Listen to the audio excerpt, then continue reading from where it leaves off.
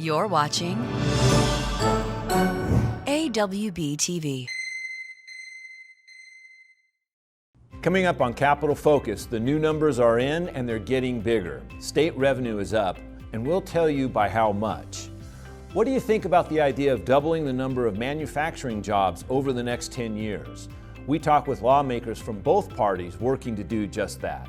This is the latest news from week 10 of the legislative session. Capital Focus starts right now.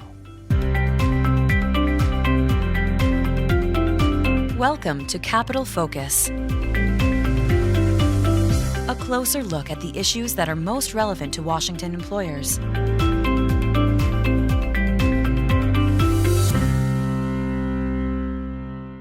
Hello, I'm Dave Maston. Welcome to Capital Focus, where we bring you the highlights of this year's legislative session. We have a lot to cover, so let's get started. The pandemic has had a big impact on our economy, and we have lost over 200,000 jobs. But that's not the story for state government. Tax collections are up by several $billion through 2023, and we also received $11 billion in the latest round of federal stimulus, including $4 billion directly for state government and $2.5 billion for public schools and colleges. We'll have more on that later in the show. Washington's first ever capital gains tax is getting closer to reality. Senate Bill 5096 is ready to move out of the House Finance Committee. According to one Washington trade association, a capital gains tax would push tech startups to relocate or launch in other states. Other opponents said the state has plenty of revenue and family businesses are struggling, and still others see this as just the first step to an income tax that will spread to everyone. A low-carbon fuel proposal has cleared the Senate Environment, Energy, and Technology Committee. House Bill 1091 requires a 20% reduction of carbon in fuel by the year 2035. California adopted a similar plan 12 years ago, and the results show that the California program has had limited environmental benefit, but has added 20 cents per gallon to the price of gas. This cost-benefit analysis leads many employers to say it's a lose-lose proposal. This bill is now headed to the Senate Ways and Means Committee. Please contact AWB's Mike Ennis for more details. More people in our state are eligible for the COVID-19 vaccine. Many critical workers became eligible Wednesday, including farm and ranch workers, grocery store employees, and correctional officers. About 23% of Washingtonians have now received at least one dose, and 13% are fully vaccinated. This is really good progress, but we still have a long way to go to get our state fully and safely reopened. Coming up next, we have more state revenue and federal dollars than ever. So what's the rush to create a new capital gains tax? We'll get to the bottom of this after the break.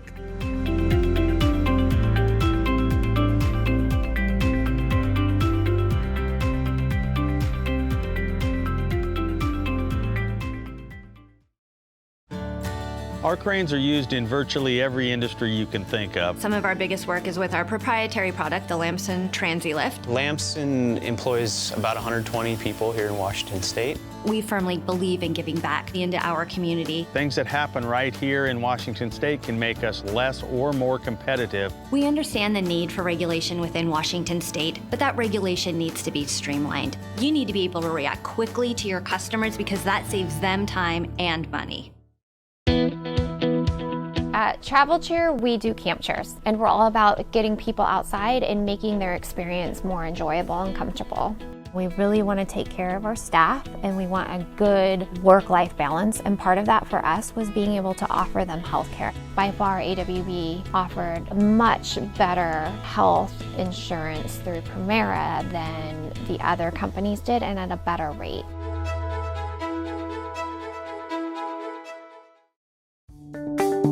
Welcome back to Capital Focus. And now, the close-up. Despite a worldwide pandemic that shut down much of our economy and eliminated 200,000 jobs over the past year, our state's tax collections are still up, and up by quite a bit. Here to tell us more is AWB's Tommy Gantz, Government Affairs Director for Tax and Fiscal Policy. Tommy, welcome to the show. Thanks for having me, Dave. So give us an overview of the state revenue picture. Yeah, we're looking really good. We're up 5.5%. So for the remainder of this budget session, up about $1 billion. And over the next 4 years, another $4 billion. Yesterday, I think you talked to Dr. Lurch from the Economic Revenue Forecast Council. Let's hear what he had to say. Okay. So the revenue forecast for the next 2-year budget for the 2021-2023 biennium is $56.6 billion.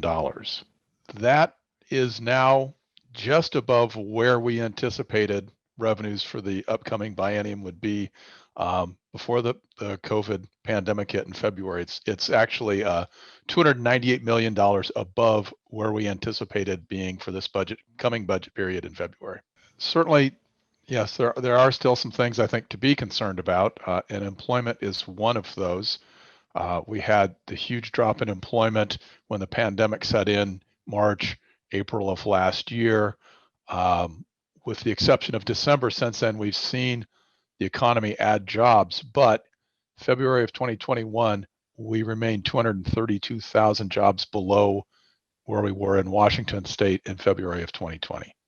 That employment number tells us, and if you look at certain sectors, restaurants, bars, arts and recreation, those hotels, motels, I mean, there are people and industries that are still hurting. So Dr. Lurch has confirmed the rumor. State revenue is back to its pre-COVID level.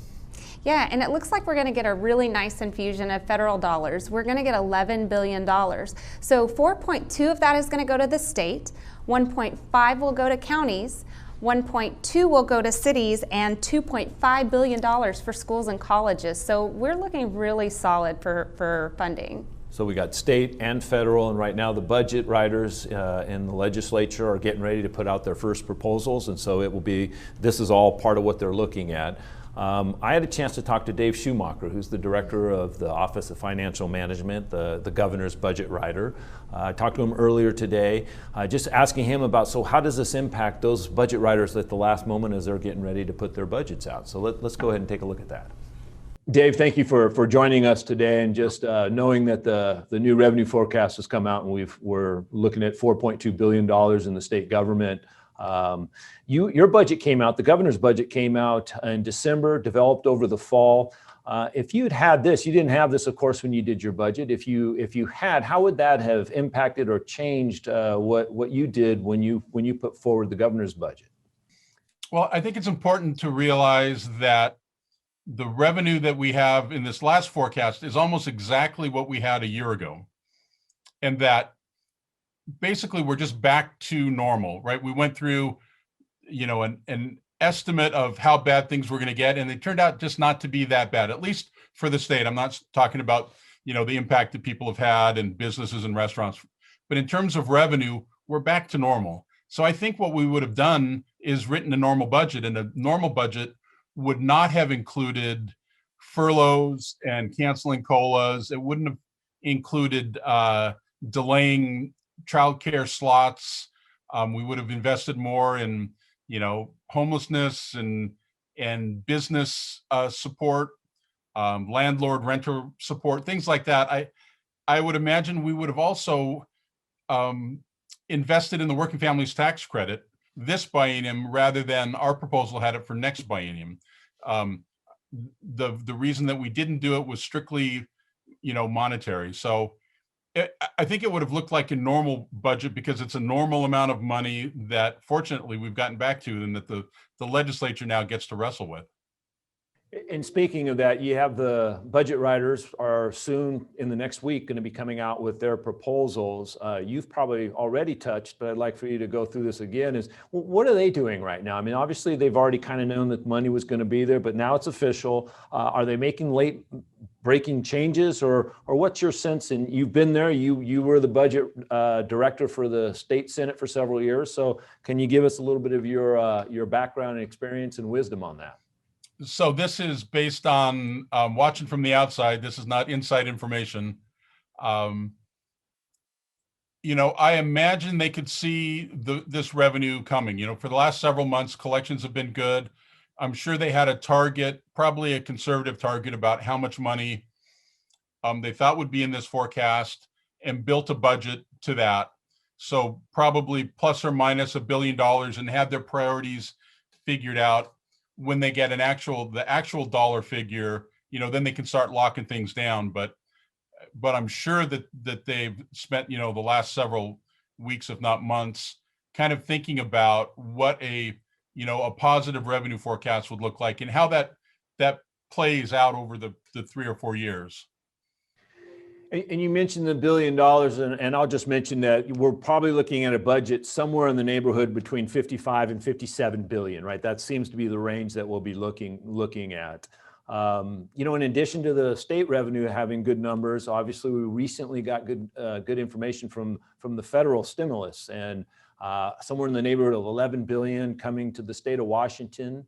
Of that, 4.2 going directly to state government, which will now be, I'm guessing, part of the budgets. How would you, again, you wrote your budget earlier, but if you were doing it now, how would the federal dollars, that's a significant chunk, how would that have impacted you, and how do you think it's going to be impacting the budget writers today?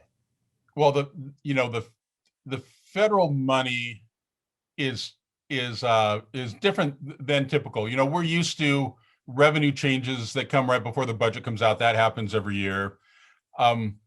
Knowing exactly what the federal government might do is, a bit of a curveball to the process. Obviously, it's good news. It'll, we'll sort it out. One of the concerns is that federal money always comes with a lot of strings attached, and a lot of times the strings aren't readily available. As soon as the bill's passed, they talk about guidance. People find mistakes. People send policies. We've got questions we've asked, our delegation. I know that national organizations have sent letters with multiple questions to try to sort this out. That's going to make it real hard for the legislature to figure out exactly how to program every dollar here while they're also writing the regular budget. I can imagine them programming some of it. It's possible in the time span between the House and Senate budgets coming out and the final deal that we'll learn a lot more, that the legislature will learn a lot more, and that, they may program that money. And it's also possible that they don't, appropriate every last cent. And when the supplemental budget comes around, when they come back to town next January, that there might be money left over. One, maybe because we have more clarity about how to use it.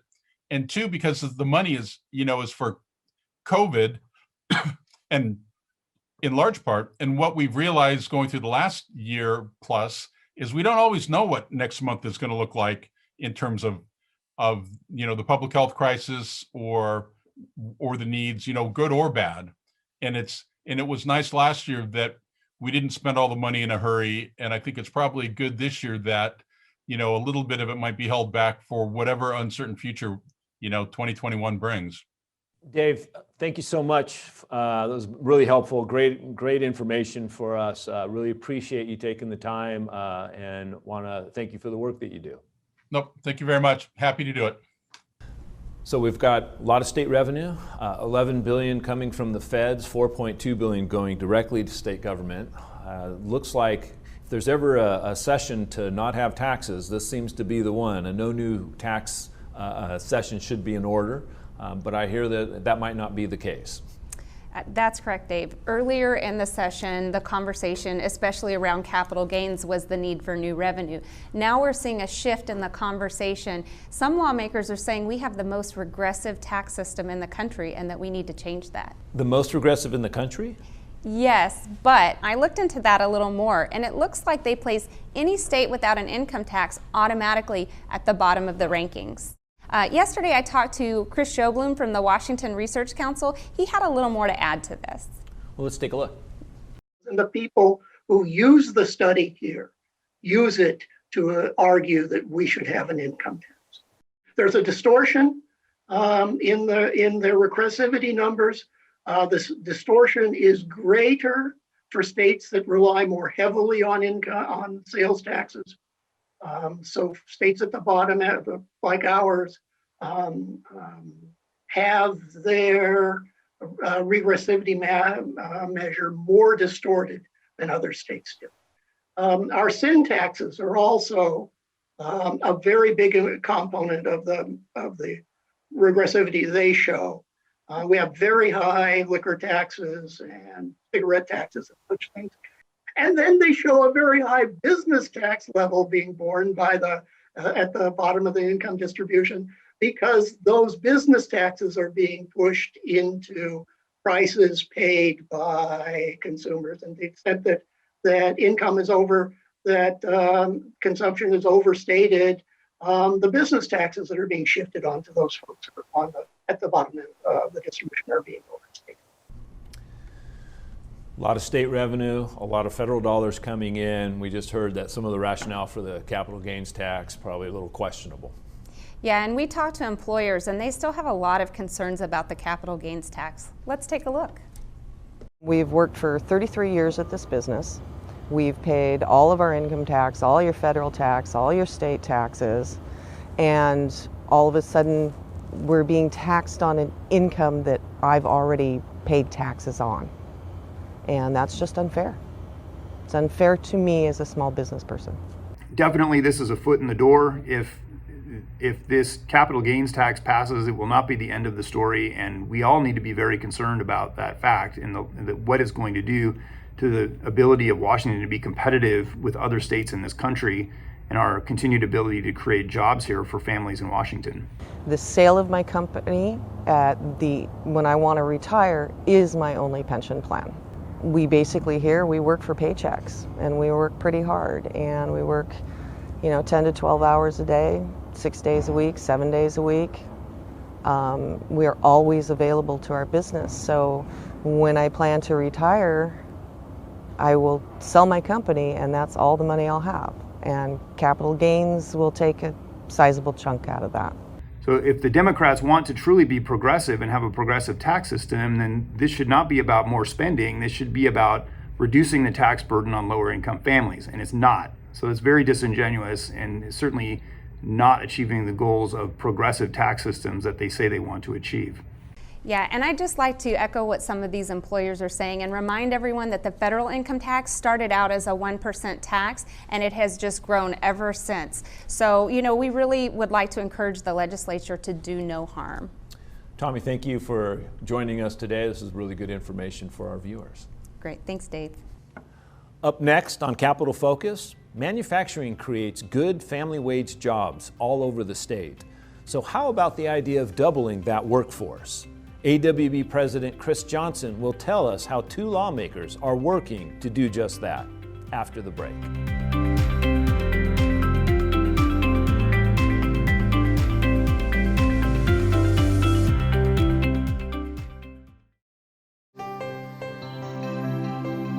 Washington has always been known as a state of makers, trailblazers, innovators, entrepreneurs. Now, as we recover from unprecedented challenges brought about by a pandemic, we want to build our economy back better. The AWB Institute looks forward to shaping this renewal with Washington in the making. This effort puts a focus on new innovations and collaborations in infrastructure, workforce, business climate, and other strategies designed to grow prosperity in every corner of our state.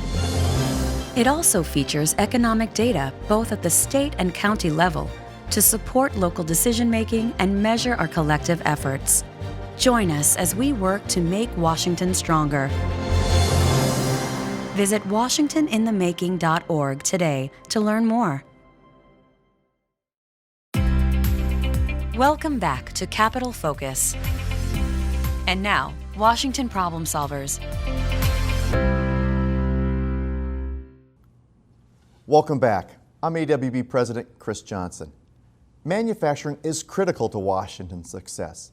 It drives our economic recovery and means good family wage jobs with an average compensation of more than $93,000 a year. Yes, more than $93,000 a year.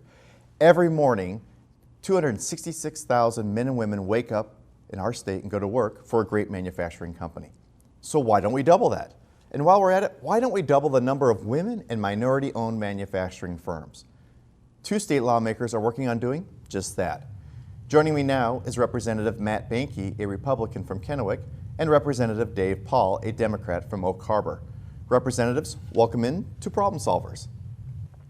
Thanks so much for having us. Thanks for having us. Representative Boehnke, let's start with you. Please tell us about the Building Economic Strength Through Manufacturing Act. Well, thanks. Again, thanks for having us. It's the best act you'll see this session, frankly, because it's considered the better, Building Economic Strength Through Manufacturing Act. It looks at those doubling of the numbers that you mentioned before. And we're really focused on women, small business and minority-owned businesses and manufacturing firms across the state. I can't thank Representative Paul, who's on board today, as well as Chairman Ryu, who is helping us get this out of committee unanimously, then out of appropriations unanimously, and off to the floor with the unanimous vote as well. So we're heading to the Senate with great hope and a wave of really a passion engagement that this is going to support a lot of people who are struggling during the COVID-19 issues of the last 12 months.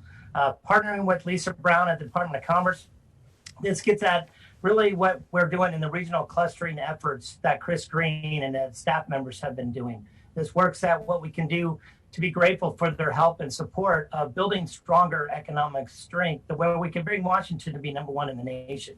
Right now, we're currently 14th. And as you said, they're great wage paying jobs for families. They're going to keep families here in the state. And we're actually then going to look at recruiting other families so we can support in our clean environment and the areas that we can support others across the state of Washington.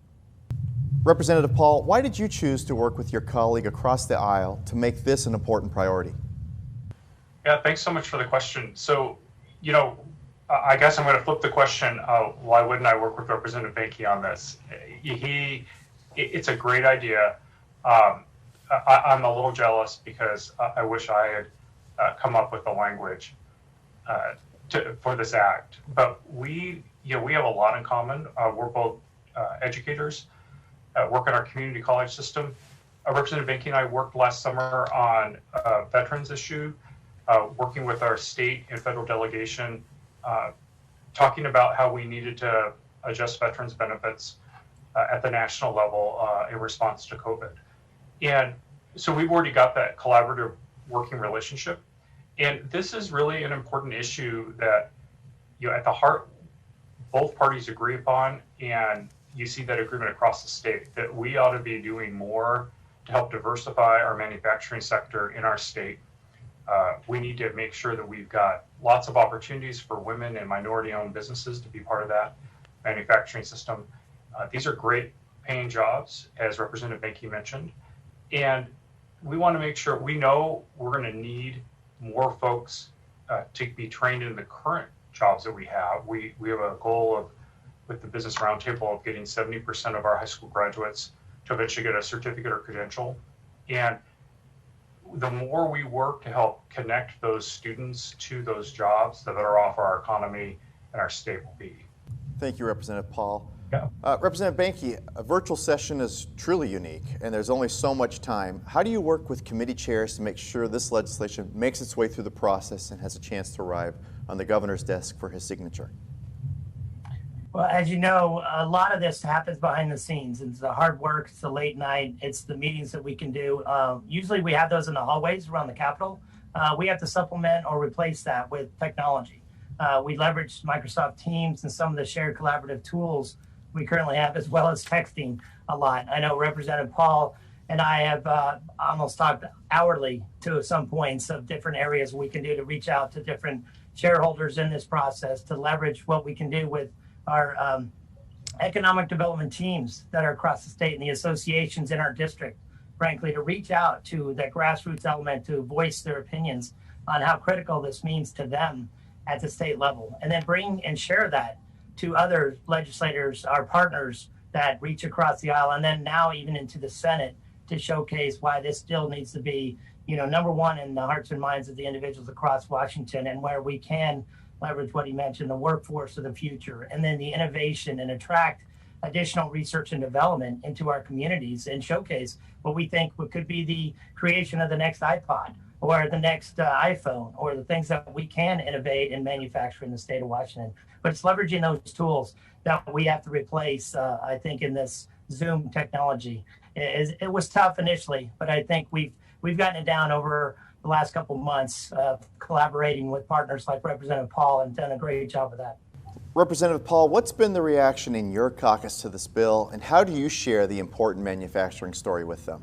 Sure. So our caucus has been very enthusiastic. I think recognizing that these are family wage jobs that help people build wealth and help our communities get stronger.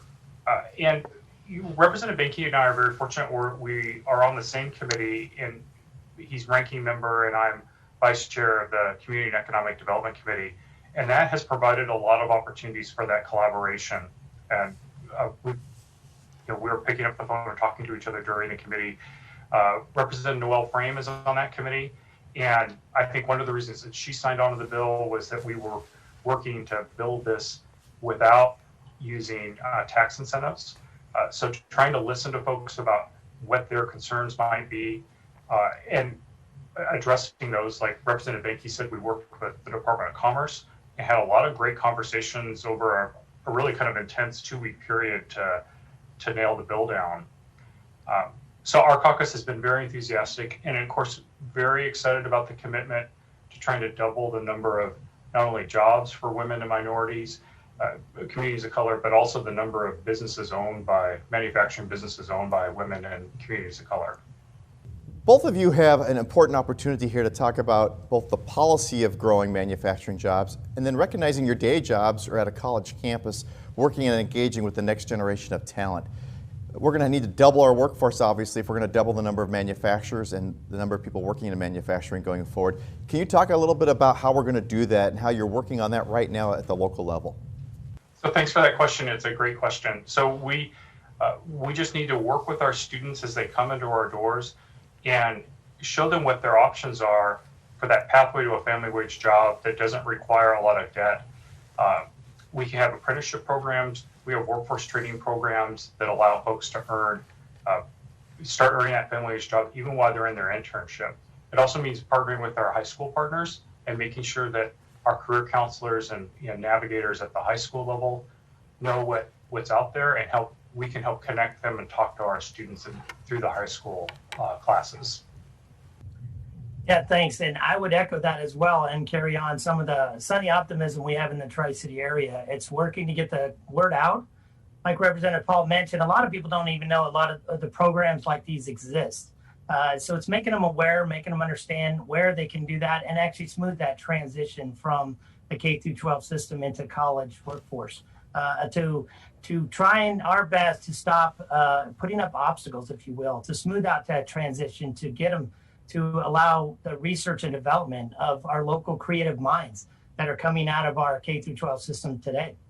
I mean, we saw this in our COVID response where we were easily adaptable to the online system. There was some struggles, but we leveraged the opportunity having that broadband effort that we can then reach out to communities, and we can have people that can then work in these communities to get those family wage jobs. So look at the research and development to understand we come from a science, technology, engineering, math background, and we have a large population of that in my community as well, especially with the Pacific Northwest National Labs that are leveraging the future generation of those ideas. And we want to continue to foster that. And this bill will continue that as well. Great discussion here today on the importance of manufacturing. Let's keep your day jobs in mind. We're going to be competing with lots of eyeballs on Sunday evening as the men and women's NCAA tournament is underway. No doubt an exciting time for Washington State with Washington State University women's team in the NCAA tournament, Eastern Washington University men's program, and the women's and men's program at Gonzaga. I'm not biased or anything. I'm not going to tell you who I predicted to win it all, but I'd be curious who you're rooting for to win the NCAA tournament this year. I'll kick that off. Coming from Eastern Washington, it's a great opportunity to actually have the Eagles to be in the tournament, but they are going up a team when I used to be stationed in the military out of Kansas. Kansas Jayhawks has been a powerhouse for years, and I have a feeling they're going to get up to stiff competition with Kansas. If we can get by them, it'll be a tremendous effort, but I'm just hoping for a great showing and a great opportunity to see our teams in play. I'm leaning toward Gonzaga as well, but I don't want to jinx them. So Mark Few and those guys have got a great tradition of high-class professionalism. No matter winning or losing, you can always see Gonzaga being the top of the cream of the crop there. Rep. Paul, what about you? So it's hard for me to root for Kansas. Bill Self left Illinois, that broke my heart. Illinois is where I went to school, graduate school. So I always love seeing the Bulldogs, seeing Gonzaga in the tournament. Although Representative Sullivan keeps reminding us that he's from Gonzaga, and that makes things a little bit more challenging, rooting for Gonzaga. But I do love the Bulldogs, and hope to see they do well. And it's also great to see the Eagles in the tournament. I saw that note the other day. My spouse is a graduate of Eastern Washington University, and I think the whole house has Eastern polling for an upset over KU. Yep. So Rock Chalk Jayhawks probably isn't going to happen in our house this weekend. So hey, I want to thank you both for being here. Again, part of Problem Solvers, how we have two representatives working together collaboratively to talk about how we solve an important problem. In this case, how do we double the number of manufacturing jobs, firms, minority and women-owned manufacturing companies. A great example of legislative leadership here. Thank you both for joining us today. Happy to be here. Yeah, thanks for having us. Appreciate it. Now let's take a quick look at the AWB events calendar. This Thursday, our virtual lobby lunch continues. You'll get to ask questions of Dr. Steve Lurch, Chair of the State Economic and Revenue Forecast Council. To register, please contact Leave Johnson at leavej@awb.org. Our popular HR and employment law webinar series continues on April 7th. This event will share the latest information on wage and hour laws and help your business stay in compliance. These webinars offer continuing education credits as well. AWB members will get the latest updates from the 2021 legislative session at a free webinar on April 27th. Our government affairs team will cover the big issues that impact employers. To learn more about becoming a member, contact Sean Heiner at seanh@awb.org. Registration is now open for AWB's virtual spring meeting. This year's theme is Spring Training. Choose from 3 relevant business tracks and hear from dynamic keynote speakers. This year's event is scheduled for Wednesday, May 12th. And for updates on all our events, check out awb.org/events. Tonight we close with this. March Madness is upon us and Washington is well represented. The Washington State University women's basketball team has made it to the NCAA tournament for the first time in 30 years and only the second time in school history. Guard Charlize Ledger-Walker says it was a massive moment for the team and the program when the Cougars were selected last week.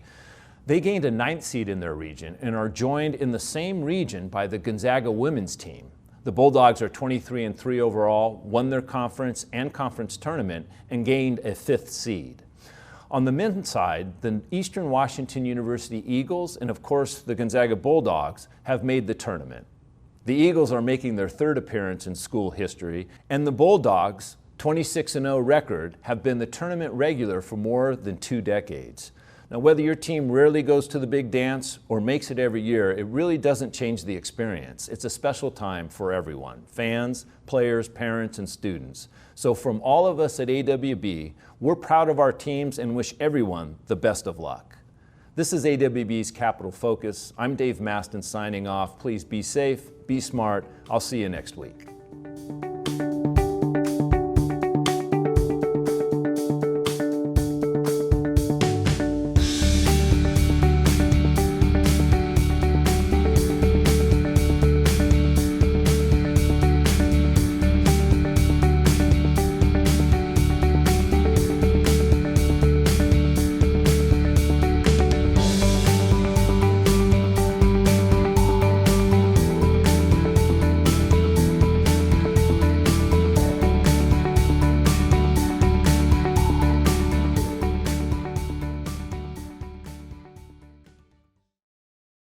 Thanks for watching AWB TV.